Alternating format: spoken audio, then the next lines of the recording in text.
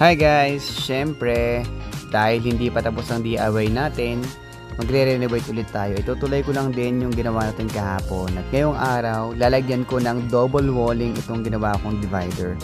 Bali, bumili pa pala ako ng dalawang Hardiflex kasi kukulangin talaga. Isa lang kasi natira dito guys. And medyo kanina nga nabali pa yung isa. Wala kasing umahawak eh.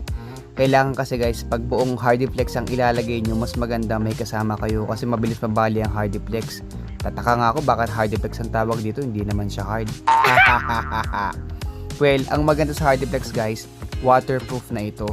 Dapat lang talaga maganda ang kakapitan niya para kahit masandalan o madiinan, di siya agad-agad mababasag. Wag mo lang susuntukin, syempre, suntukin kita eh. Joke. Well, medyo mahirap lang yung part ngayon kasi yung mga gilid-gilid, mga sulok-sulok nilalagyan natin ng mga Hardiflex. Yun nga, napakadaming cutting nun. Yung mga parts pala na medyo may spaces na nakikita nyo guys, may tatago naman yan. Pikit ka lang. Joke lang. Lalagyan lang ng skim coat guys, pero last na natin gagawin yun. Kasi dapat matapos muna lahat. Kaya okay lang kahit may mga spaces kayo nakikita dyan guys. Kung gagawin din pala ninyo to guys, yung gamit ko dito na metal stud yung tawag dun. So, ingatan nyo lang guys pag nagkakat kayo kasi pag kinat nyo yun guys, napakatulis nun, pwede kayong masugatan. Tandaan nyo, unahin nyo lagi yung safety first. Don't forget that.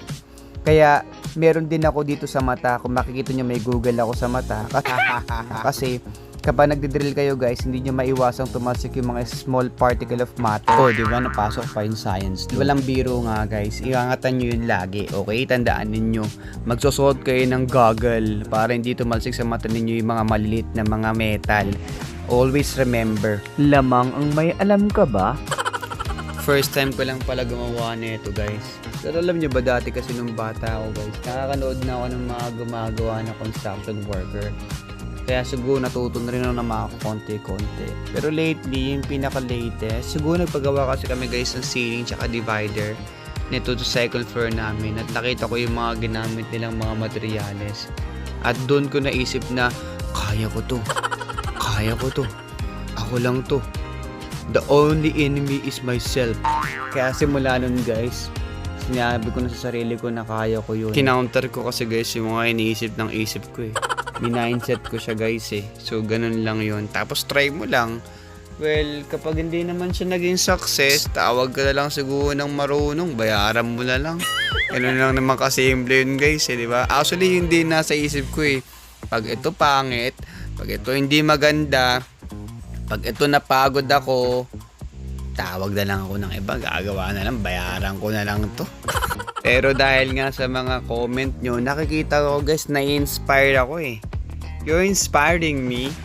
And here I am. I'm going to inspire you back. Seriously guys, syempre naman tutuloy pa rin natin to. Pero sana nga maging maganda yung kalabasan niya. No? Actually kung gusto ko lang makita ninyo yung iniisip ko, kasi hindi pwede yun eh. Hindi nyo makikita yung isip ko eh. Pero guys, nasa isip ko na kasi yung mangyayari dyan. So sana nga maging ganun eh. Tignan na lang natin.